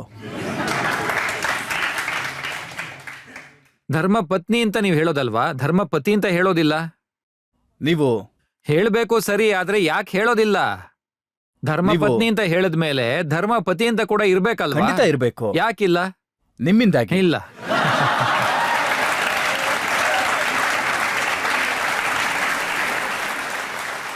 ನೀವು ಜನಗಳಿಗಿಂತ ಮಾತನ್ನ ಹೇಳ್ಕೊಡ್ತೀರಾ. ಇಲ್ಲ ಇಲ್ಲ, ಇದು ಆ ತರ ಅಲ್ಲ. ನೋಡಿ, ನಾನು ಏನ್ ಹೇಳ್ದೆ ಅದು ಮೀಡಿಯಾದಲ್ಲಿ ತುಂಬಾ ಚರ್ಚೆ ವಿಮರ್ಶೆಗಳಾದವು, ಮತ್ತೆ ಅದನ್ನ ಬೇರೆ ರೀತಿ ಪ್ರತಿಬಿಂಬಿಸಲಾಯಿತು. ನಾನು ಅದನ್ನ ಹೇಳ್ದಾಗ ಯಾವ ರೀತಿ ಹೇಳ್ದೆ ಅಂದ್ರೆ, ರಾಜಕೀಯಕ್ಕೂ ಮತ್ತೆ ಧರ್ಮಕ್ಕೂ ಏನ್ ಸಂಬಂಧ ಇದೆ ಅಂತ. ಆಗ ನಾನು ಹೇಳಿದ್ದು, ಧರ್ಮ ಏನಿದೆ ಅದು ಪತ್ನಿ ಇದ್ದ ಹಾಗೆ, ರಾಜಕೀಯ ಒಬ್ಬ ಪತಿ ಇದ್ದ ಹಾಗೆ ಅಂತ, ಅವೆರಡಕ್ಕೂ ಸಂಬಂಧ ಇದೆ. ನಾನು ಆ ರೀತಿ ಹೇಳ್ತಾ ಇದ್ದಿದ್ದು. ಆದ್ರೆ ಮೀಡಿಯಾ ಅದನ್ನ ಹೇಗ್ ಹೇಳ್ತು ಅಂದ್ರೆ ಅದು ಮೀಡಿಯಾದ ಕೆಲಸ ಆಗಿತ್ತು. ನಾನು ಆ ರೀತಿ ಖಂಡಿತ ಮುನಿಗಳೇ, ಹೇಳಿ. ಈಗ ವ್ಯವಸ್ಥೆ ಹೇಗಿದೆ ಸ್ತ್ರೀಯನ್ನ ಅಂತಂದ್ರೆ, ನೀವ್ ಹೇಳ್ತಾ ಇದ್ದೀರಾ ಮೀಡಿಯಾ ಮಾತನ್ನ ಉಲ್ಟಾ ಸೀದಾ ಮಾಡಿದೆ ಅಂತ. ಆದ್ರೆ ನನ್ನ ಹತ್ರ ನೀವ್ ಕೊಟ್ಟಿರೋಂತ ಇನ್ನೊಂದು ಹೇಳಿಕೆ ಇದೆ. ಅದರಲ್ಲಿ ನೀವ್ ಹೇಳಿದ್ದೀರಾ, ಜೀನ್ಸ್ ಹಾಕೊಳ್ಳುವಂತ ಅಮ್ಮ ಮಕ್ಕಳಿಗೆ ಸರಿದಾರಿ ಹೇಗ್ ತೋರಿಸ್ತಾಳೆ? ಅಮ್ಮ ಜೀನ್ಸ್ ಹಾಕೋಬಾರ್ದು, ಇದೆಂತ ಕಾನೂನು? ಈ ಪ್ರಶ್ನೆಗಳನ್ನ ನೀವು ಎಲ್ಲಿಂದ ಹುಡುಕ್ ತರ್ತೀರಾ? ಮೊದಲು ಅದನ್ನ ನನಗೆ ಹೇಳಿ. ನಾನು ಹೇಳಿದ್ದು, ತಾಯಿಯ ಮಡಿಲು ಒಂದು ಮಗುವಿಗೆ ಸ್ವರ್ಗಕ್ಕಿಂತ ಮಿಗಿಲು ಅಂತ. ಒಂದು ತಾಯಿಯ ಮಡಿಲೆ ಒಂದು ಮಗು ಹೋಗಿ ಮಲಗಿ ತಾನು ಈಗ ಸುರಕ್ಷಿತ ಅಂತ ಭಾವಿಸೋದು, ಅಂತಹ ಜಾಗ ಅದು. ತಾಯಿಯ ಹಾಲು ಕುಡಿಯುವಂತ ಮಗು ಕೂಡ ಇದನ್ನೇ ಯೋಚಿಸುತ್ತೆ, ಇದು ತನ್ನ ಜಾಗ ಅಂತ. ಮತ್ತೆ ತಾಯಿ ಕೂಡ ಮಗುನ ಅಪ್ಕೊಂಡು ಅವಳು ಯೋಚಿಸ್ತಾಳೆ, ಈ ಮಗು ಎಲ್ಲೂ ಹೋಗ್ಬಾರ್ದು ಅಂತ. ಆದ್ರೆ अब पैदा होने वाली औलाद ये सुख नहीं पा पाएगी क्योंकि जीन्स वाली मम्मी आंचल कहाँ से लाएगी। ಈಗ ಜೀನ್ಸ್ ಹಾಕೊಳ್ಳುವಂತ ಅಮ್ಮ, ನೀವ್ ಹೇಳ್ತೀರಿ ಸೌಂದರ್ಯದ ಬಗ್ಗೆ ಗಮನ ಇರೋಳು ಹಾಲು ಹೇಗೆ ಕುಡಿಸ್ತಾಳೆ? ಅಮ್ಮ ಜೀನ್ಸ್ ಹಾಕೊಳ್ಳೋದು ಮತ್ತೆ ಸೌಂದರ್ಯದ ಬಗ್ಗೆ ತಲೆ ಕೆಡಿಸ್ಕೊಳ್ಳೋದನ್ನ ಅದನ್ನ ಅಮ್ಮನಿಗೆ ಬಿಟ್ಟು ಇಲ್ಲ, ಇಲ್ಲ. ನೀವ್ ಯಾಕ್ ತಲೆ ಕೆಡಿಸ್ಕೊತೀರಾ? ನೋಡಿ, ಜೀನ್ಸ್ ಹಾಕ್ಕೊಳ್ಳಿ, ಅದು ಅವ್ರ ಇಷ್ಟ, ಅದು ಅವ್ರ ನಿರ್ಧಾರ. ಅದ್ರಲ್ಲಿ ನಾನು ಇಂಟರ್ಫಿಯರ್ ಆಗೋಲ್ಲ. ಅದ್ರ ಬಗ್ಗೆ ನನ್ನ ತಕರಾರೇನಿಲ್ಲ. ನಾನು ಅನ್ಕೊಳ್ಳೋದು, ಜೈನ ಧರ್ಮ ಸಶಕ್ತವಾಗೇನೋ ಇದೆ, ಆದ್ರೆ ಅದು ಯಾರಿಗೂ ಬಲವಂತ ಮಾಡೋದಿಲ್ಲ. ಹಾಗಾಗಿ ಅವ್ರು ಯಾವ ಬಟ್ಟೆ ಹಾಕೋಬೇಕು ಬಿಡಬೇಕು ಅನ್ನೋದು ಅವ್ರಿಗೆ ಬಿಟ್ಟಿದ್ದು ಅಷ್ಟೇ. ಅದ್ರಲ್ಲಿ ನಾನು ಇಂಟರ್ಫಿಯರ್ ನೀವು ಆಗೋದಿಲ್ಲ. ಎಂಥ ಮಾತನ್ನ ಆಡ್ತೀರಾ ಅಂದ್ರೆ, ಜನ ಏನ್ ಅನ್ಕೋಬೇಕು? ನಿಮ್ ಮುಂದೆ ಜನ ಕೂತಿರ್ತಾರೆ, ಆಡಿಯನ್ಸ್ ಕೂತಿರ್ತಾರೆ, ಅವ್ರಿಗೆ ನೀವು ಕತ್ತೆ ಅನ್ಬಿಡ್ತೀರಾ? ನೋಡಿ, ನಾನು ಅವ್ರನ್ನ ಕತ್ತೆ ಅಂತ ಕರೆಯೋದಿಲ್ಲ, ನಾನು ಉದಾಹರಣೆ ಕೊಡ್ತೀನಿ ಅಷ್ಟೇ. ನೋಡಿ, ನಾನು ಯಾವ ಉದಾಹರಣೆ ಕೊಟ್ಟೆ ಅಂದ್ರೆ ನಿಮ್ಗೀಗ ಹೇಳ್ತೀನಿ. ನಾನಿರೋ ರೂಮಿನ ಛಾವಣಿಲಿ ಒಂದು ಹಲ್ಲಿ ಅಂಟ್ಕೊಂಡಿರುತ್ತೆ. ನಾನು ಆ ಹಲ್ಲಿ ಕೇಳ್ತೀನಿ, ಯಾವಾಗ್ಲೂ ನೀವು ಅಲ್ಲೇ ಇರ್ತೀರಲ್ಲ, ನೆಲದ ಮೇಲೆ ಯಾಕೆ ನೀವು ಓಡಾಡೋದಿಲ್ಲ ಅಂತ, ಅದಕ್ಕೆ ಕಾರಣ ಹೇಳಿ ಅಂತ. ಆಗ ಹಲ್ಲಿ ನನ್ಗೆ ಹೇಳುತ್ತೆ, ಮುನಿಯವ್ರೆ, ನಿಮಗ್ ಗೊತ್ತಿಲ್ಲ ಈ ಛಾವಣಿನ ನಾವೇ ಹಿಡ್ಕೊಂಡಿರೋದು ಅಂತ. ನಾವಿಲ್ಲಿಂದ ಕೆಳಗ್ ಬಂದ್ರೆ ಈ ಛಾವಣಿ ಬಿದ್ದು ಹೋಗುತ್ತೆ ಅಂತ ಹೇಳ್ತು. ಅದಕ್ ನಾನು ಹೇಳ್ದೆ, ಈ ಹಲ್ಲಿಗೆ ಯಾವ ರೀತಿ ಭ್ರಮೆ ಇದೆಯೋ ಇಲ್ಲಿ ಮುಂದೆ ಕೂತಿರೋ ಜನರಿಗೂ ಇದೇ ರೀತಿ ಭ್ರಮೆ ಇದೆ ಅಂತ. ಈ ಪರಿವಾರನ ನಾನ್ ನಡೆಸ್ತಾ ಇರೋದು, ಈ ಸಮಾಜನ ನಾನ್ ನಡೆಸ್ತಾ ಇರೋದು. ನಾನಿಲ್ಲ ಅಂದ್ರೆ ಈ ಪರಿವಾರ ನಾಶ ಆಗುತ್ತೆ, ಈ ಸಮಾಜ ನಾಶ ಆಗುತ್ತೆ ಅಂತ ಅವ್ರು ಯೋಚನೆ ಮಾಡ್ತಾರೆ. ನೀನ್ ಇರ್ತೀಯೋ ಇಲ್ವೋ, ನೀನ್ ಇಲ್ದೇ ಇರೋದ್ರಿಂದ ಈ ಸಂಸಾರ ಈ ಸಮಾಜ ನಿಲ್ಲೋದಿಲ್ಲ ಅಂತ ಹೇಳಕ್ ಇಷ್ಟಪಡ್ತೀನಿ. ಇದರಲ್ಲಿ ನೋಡಿ, ಕೆಲವೊಮ್ಮೆ ಬೇಜಾರಾಗೋಂಥದ್ದು ನೀವು ಏನಿದೆ? ಕತ್ತೆ, ಹಲ್ಲಿ ಮತ್ತೆ ನಾಯಿ ಉದಾಹರಣೆ ಕೂಡ ಕೊಡ್ತೀರಾ. ಅದ್ರ ಬಗ್ಗೆ ಹೇಳಿ. ಓಹೋ, ಅದ್ರ ಬಗ್ಗೆ ಹೇಳಿದ್ದೀನಿ. ನೋಡಿ, ಈ ನಾಯಿ ಕಲ್ಚರ್ ಏನಿದೆ ಅದು ತುಂಬಾ ವೇಗವಾಗಿ ಬೆಳೀತಿದೆ. ಈ ನಾಯಿ ಕಲ್ಚರ್ ತುಂಬಾ ವೇಗವಾಗಿ ಬೆಳೀತಿದೆ. ಈ ನಾಯಿ ಕಲ್ಚರ್ ಏನಿದೆ, ವಿಶೇಷವಾಗಿ ಇದು ನಗರಗಳಲ್ಲಿ ತುಂಬಾನೇ ವೇಗವಾಗಿ ಬೆಳೀತಾ ಇದೆ. ಎಷ್ಟು ಬೆಳೆದಿದೆ ಅಂದ್ರೆ, ಇತ್ತೀಚಿನ ದಿನಗಳಲ್ಲಿ ಟೆಲಿವಿಷನ್ ನಲ್ಲಿ ನಾವೇ ನೋಡ್ತೀವಲ್ಲ, ದೊಡ್ಡ ದೊಡ್ಡ ಹೀರೋಯಿನ್ಗಳು ನಾಯಿಗಳನ್ನ ಕಂಕ್ಳಲ್ಲಿ ಎತ್ಕೊಂಡು ಅದ್ರ ಮುಖಕ್ಕೆ ಮುತ್ತು ಕೊಡ್ತಾರೆ. ಆ ರೀತಿ ದೊಡ್ಡ ಹೀರೋಯಿನ್ಗಳು ನಾಯಿ ಮುಖಕ್ಕೆ ಮುತ್ತು ಕೊಡೋದನ್ನ ನೋಡಿದ್ರೆ ಈ ದೇಶದ ಯುವ ಜನತೆ ನಿಂತ್ಕೊಂಡು ಭಗವಂತನಲ್ಲಿ ಪ್ರಾರ್ಥನೆ ಮಾಡ್ತಾರೆ, ದೇವ್ರೇ ಮುಂದಿನ ಜನ್ಮದಲ್ಲಿ ನನ್ನ ನಾಯಿಯಾಗಿ ಹುಡ್ಸಪ್ಪ ಅಂತ.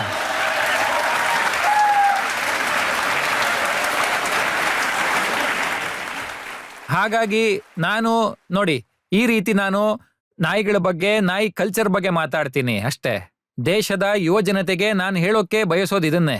ನೀವು ಈ ನಾಯಿಗಳಿಗೆ ಎಷ್ಟು ಪ್ರೀತಿ ಕೊಡ್ತೀರೋ ಅದರ 10% ಪ್ರೀತಿಯನ್ನ ನಿಮ್ಮ ತಂದೆ ತಾಯಿಗಳಿಗೆ, ವಯಸ್ಸಾದವ್ರಿಗೆ ಕೊಡಿ ಅಂತ. ಅದರಿಂದ ಅವ್ರ ಜೀವನನೂ ಸುಧಾರಿಸುತ್ತೆ, ನೀನು ನಾಯಿಯಾಗಿ ಹುಟ್ಟೋದು ತಪ್ಪುತ್ತೆ.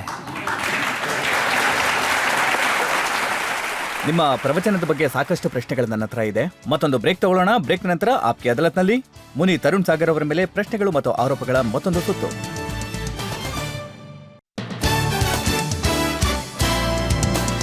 Welcome back. ಆಪ್ಕಿ ಅದಾಲತ್ನಲ್ಲಿ ನಾವಿವತ್ತು ಮೊಕದ್ದಮೆ ನಡೆಸ್ತಾ ಇರೋದು ಒಬ್ಬ ಎಂಥ ಸಾಧು ಮೇಲೆ ಅಂದ್ರೆ, ಅವರು ಕಷ್ಟದ ಜೀವನವನ್ನ ಆರಿಸ್ಕೊಂಡಿದ್ದಾರೆ. ಅವರು ನಿರ್ವಸ್ತ್ರವಾಗಿರ್ತಾರೆ, ನಡ್ಕೊಂಡೆ ಓಡಾಡ್ತಾರೆ, ತರತರಹದ ಕಷ್ಟಗಳನ್ನ ಸಹಿಸಿಕೊಂಡು ಸಮಾಜದ ಸೇವೆ ಮಾಡ್ತಾ ಇದ್ದಾರೆ, ಕಹಿಯಾದ ವಚನಗಳನ್ನ ಕೊಡ್ತಾರೆ. ಆಪ್ಕಿ ಅದಾಲತ್ನಲ್ಲಿ ಮುಂದಿನ ಆರೋಪ ಮುನಿ ತರುಣ್ ಸಾಗರ್ ಅವರ ಮೇಲೆ.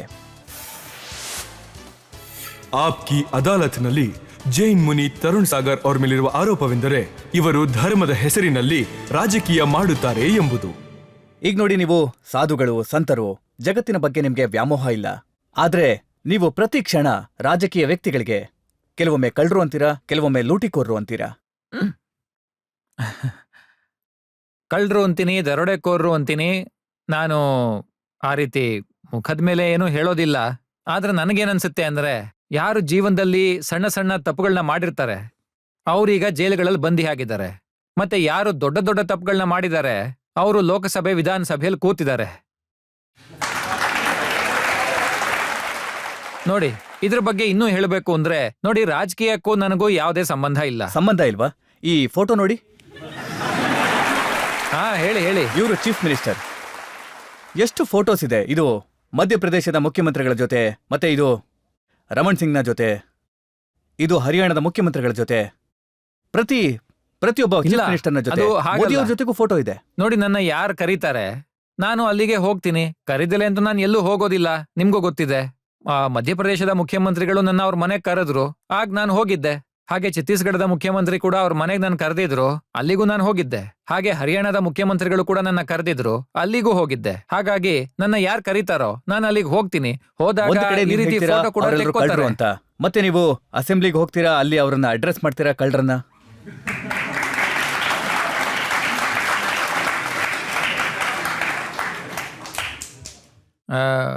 ಮೂವರಲ್ಲಿ ಒಬ್ಬ ಭಾರತೀಯ ಭ್ರಷ್ಟನಾಗಿರ್ತಾನೆ. ನೋಡಿ, ಮೂವರಲ್ಲಿ ಒಬ್ಬ ಭಾರತೀಯ ಭ್ರಷ್ಟನಾಗಿರ್ತಾನೆ. ಅದಂತೂ ಎಲ್ರಿಗೂ ತಿಳಿದಿರುವಂತ ವಿಷಯ ಆಗಿದೆ. ಭ್ರಷ್ಟಾಚಾರ ಸಾಕಷ್ಟು ಹರಡಿದೆ.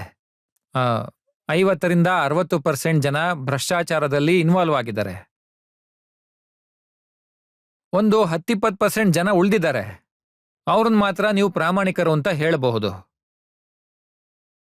ಎಲ್ರೂ ಕಳ್ಳರಲ್ಲ, ಎಲ್ರೂ ಲೋಟಿಕೋರಲ್ಲ. ಹಾಗಾಗಿ ನಾನು ಕಳ್ಳರ ಮನೆಗೆ ಹೋಗಿದ್ದೆ ಅಂತ ಅನ್ಕೊಳಲ್ಲ. ಆ ರಾಜ್ಯದ ಮುಖ್ಯಮಂತ್ರಿಗಳ ಮನೆಗೆ ಹೋಗಿದ್ದೆ ಅಂತ ಅನ್ಕೋತೀನಿ. ಕಳ್ಳರ ಮನೆಗಂತೂ ಹೋಗಿಲ್ಲ. ಇಲ್ಲ ನೋಡಿ, ನೀವ್ ಹೇಳ್ತೀರಿ ವಿಧಾನಸಭೆನಲ್ಲಿ ಸಾವಿರಾರು ಜನ ಇದ್ದಾರೆ, ಲೂಟಿಕೋರ್ರು ಅವರು. ಮತ್ತೆ ನೀವು ಹೋಗ್ತೀರಿ ಮಧ್ಯಪ್ರದೇಶದ ವಿಧಾನಸಭೆಗೆ ಅಂಥವ್ರನ್ನೇ ಅಡ್ರೆಸ್ ಮಾಡೋದಕ್ಕೆ. ಹರಿಯಾಣದ ಅಸೆಂಬ್ಲಿಗೆ ಹೋಗ್ತೀರಾ ನೀವು ಅಡ್ರೆಸ್ ಮಾಡಕ್ಕೆ. ಅಡ್ರೆಸ್ ಮಾಡ್ಲೇಬೇಕಾಗತ್ತಲ್ವಾ? ಅಡ್ರೆಸ್ ಮಾಡಿಸ್ಕೊಳ್ಳೋ ಅವಶ್ಯಕತೆ ಅವ್ರಿಗಿರೋದು ಅಲ್ವಾ? ಮಂದಿರದ ಅವಶ್ಯಕತೆ ಪಾಪಾತ್ಮರಿಗೆ ಇರೋದು, ಪುಣ್ಯಾತ್ಮರಿಗೆ ಅದ ಅವಶ್ಯಕತೆ ಇಲ್ಲ ಅಲ್ವಾ?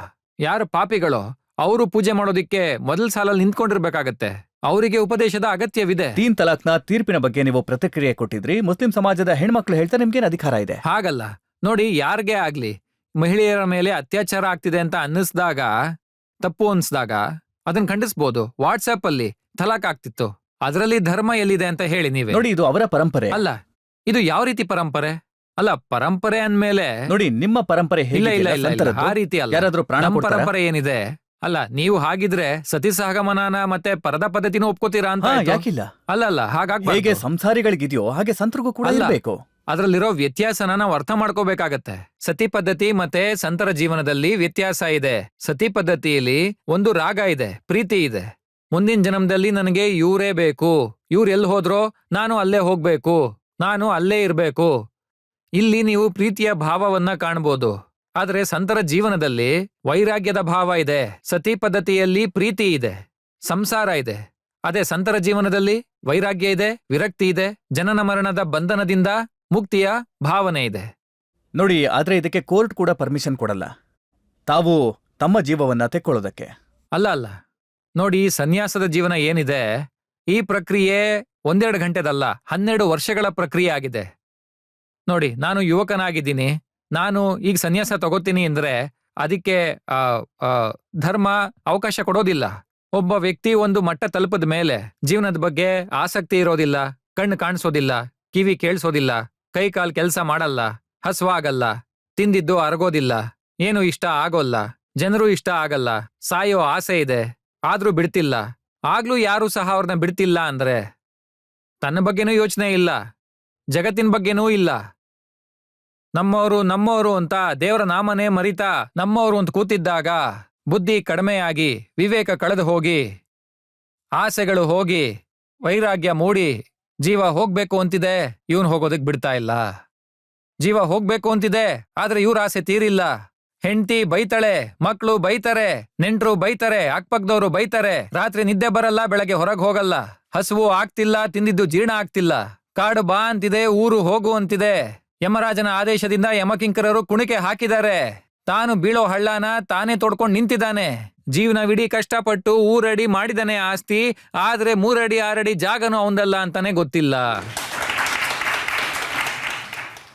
ಆ ರೀತಿ ಸಾಯೋದಕ್ಕಿಂತ ಒಳ್ಳೇದಲ್ವಾ ದೇವರ ನಾಮಸ್ಮರಣೆ ಮಾಡ್ತಾ ಸಾಯೋದು, ದಾನ ಧರ್ಮ ಮಾಡ್ತಾ ಸಾಯೋದು, ಸಾಧನೆ ಮಾಡ್ತಾ ಸಾಯೋದು, ವೈರಾಗ್ಯದಿಂದ ವಿರಕ್ತಿಯಿಂದ ಸಾಯೋದು, ಅದನ್ನ ಸನ್ಯಾಸ ಅನ್ನೋದು. ಮಹಾವೀರ ಹೇಳಿದ್ದಾರೆ, ಒಂದ್ ವೇಳೆ ಜೀವನವನ್ನ ನೀವು ಉತ್ಸವದ ರೀತಿ ಹೇಗೆ ಆಚರಿಸ್ತೀರಾ? ಜೀವನವನ್ನ ಉತ್ಸವದ ರೀತಿ ಆಚರಿಸ್ಬೇಕು ಅಂದ್ರೆ ನೀವು ಗೀತೆಯ ಬಳಿಗೆ ಹೋಗಿ ಎಂದಿದ್ದಾರೆ. ಮೃತ್ಯುವನ್ನ ಮಹೋತ್ಸವದ ರೀತಿ ಆಚರಿಸ್ಬೇಕು ಅಂದ್ರೆ ಎಲ್ಲಿ ಹೋಗ್ಬೇಕು ನೀವು? ಮಹಾವೀರನ ಬಳಿ ಹೋಗಿ ಎಂದಿದ್ದಾರೆ. ಮಹಾವೀರ ಅವರ ಮಾತುಗಳಲ್ಲಿ ಮೃತ್ಯು ಶೋಕಾಚರಣೆ ಅಲ್ಲ, ಅದೊಂದು ಮಹೋತ್ಸವ.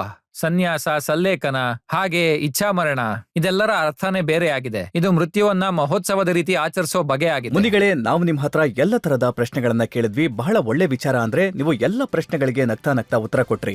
ನಾವೀಗ ಒಂದು ಬ್ರೇಕ್ ತಗೊಳ್ಳೋಣ. ಬ್ರೇಕ್ ನಂತರ ಕೇಳೋಣ ಆಪ್ಕಿ ಅದಾಲತ್ನಲ್ಲಿ ಇವತ್ತಿನ ಜಡ್ಜ್ JS ರಜಪೂತ್ ಅವರ ತೀರ್ಪನ್ನ, ಇವತ್ತಿನ ಮೊಕದ್ದಮೆಯ ಬಗ್ಗೆ.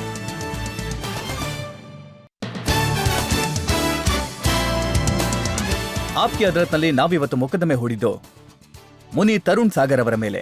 ಅವರನ್ನ ಕೇಳಿದ್ವಿ ಅವರ ಹೇಳಿಕೆಗಳ ಬಗ್ಗೆ, ಅವರ ಕಹಿ ಪ್ರವಚನಗಳ ಬಗ್ಗೆ, ಅವರ ದಿನಚರಿಯ ಬಗ್ಗೆ, ಅವರ ಓಡಾಟಗಳ ಬಗ್ಗೆ, ಮತ್ತೆ ಅವರ ಜೀವನ ಶೈಲಿಯ ಬಗ್ಗೆ. ಆಪ್ಕಿ ಅದಾಲತ್ನಲ್ಲಿ ಈಗ ಸಮಯ ಬಂದಿದೆ ಇವತ್ತಿನ ಜಡ್ಜ್, ಪ್ರಖ್ಯಾತ ಶಿಕ್ಷಣ ತಜ್ಞ JS ರಜಪೂತ್ ಅವರ ತೀರ್ಪನ್ನ ಕೇಳೋದಕ್ಕೆ. ಈ ನ್ಯಾಯಾಲಯ ಎಲ್ಲ ಪ್ರಶ್ನೆಗಳನ್ನು ಕೇಳ್ತು, ಎಲ್ಲ ಉತ್ತರಗಳನ್ನು ಕೇಳ್ತು. ಕೇಳಿದ ನಂತರ ಮುನಿಶ್ರೀಯವರು ಸಮಾಜದ ಒಳಿತಿಗಾಗಿ ಕೆಲಸ ಮಾಡ್ತಾ ಇದ್ದಾರೆ, ಜನರನ್ನು ಎಚ್ಚರಿಸ್ತಾ ಇದ್ದಾರೆ, ಮನುಷ್ಯರಿಗೆ ಮನುಷ್ಯತ್ವವನ್ನು ಹೇಳ್ಕೊಡ್ತಾ ಇದ್ದಾರೆ. ಈ ನ್ಯಾಯಾಲಯ ಕೇಳ್ಕೊಳ್ಳೋದು, ಇಂಥ ಕೆಲಸಗಳನ್ನು ಮುಂದೇನು ನೀವು ಮಾಡಬೇಕು, ನಿಮ್ಮ ಧ್ವನಿಯನ್ನು ಎತ್ತುತ್ತಾ ಇರಬೇಕು, ನಿಮ್ಮ ಪ್ರಭಾವ ಸಮಾಜದ ಮೇಲೆ ಬೀರಬೇಕು. ಭಾರತದಲ್ಲೇ ಅಲ್ಲ, ವಿಶ್ವದಲ್ಲೇ ನಿಮಗೆ ಗೌರವ ಇದೆ. ನೀವು ಎಲ್ಲ ಪ್ರಶ್ನೆಗಳಿಗೂ ತರ್ಕಬದ್ಧವಾಗಿ ಉತ್ತರ ಕೊಟ್ಟಿದ್ದೀರಾ. ಯಾವ ರೀತಿ ಅಂದರೆ ಕೇಳಿದವ್ರಿಗೂ ಕೂಡ ಅದರ ಪ್ರಭಾವ ಬೀರಿರುತ್ತೆ. ಈ ನ್ಯಾಯಾಲಯ ನಿಮ್ಮನ್ನ ಪೂರ್ತಿಯಾಗಿ ಆರೋಪಮುಕ್ತರನ್ನಾಗಿ ಮಾಡಿ ನಿಮ್ಮನ್ನ ಮತ್ತೊಮ್ಮೆ ಕೇಳ್ಕೊಳ್ಳೋದೇನು ಅಂದರೆ, ನೀವು ಸಮಾಜಕ್ಕೆ ಒಳಿತನ್ನ ಮಾಡ್ತಾನೆ ಬನ್ನಿ. ಇದರ ಅವಶ್ಯಕತೆ ದೇಶಕ್ಕೆ ಬಹಳ ಇದೆ. ಇದೇ ನಂಬಿಕೆಯೊಂದಿಗೆ, ಇದೇ ವಿಶ್ವಾಸದೊಂದಿಗೆ ಮುನಿ ತರುಣ್ ಸಾಗರ್ ಅವರು ಹೀಗೆ ಸಮಾಜದ ಕಾರ್ಯಗಳನ್ನ ನಿರ್ವಹಿಸಲಿ, ಜನಗಳ ಮುಂದೆ ತ್ಯಾಗ ಮತ್ತು ತಪಸ್ಸಿನ ಸಂಚಲನ ಮೂಡಿಸ್ಲಿ ಅಂತ ಇವತ್ತಿನ ಕಾರ್ಯಕ್ರಮ ಇಲ್ಲಿಗೆ ಮುಗಿಸ್ತಾ ಇದ್ದೇವೆ. ಮುಂದಿನ ವಾರ ಮತ್ತೆ ಭೇಟಿಯಾಗೋಣ ಮತ್ತೊಬ್ಬರು ಹೊಸ ವ್ಯಕ್ತಿಯೊಂದಿಗೆ. ಅಲ್ಲಿ ತನಕ ನಮಸ್ಕಾರ.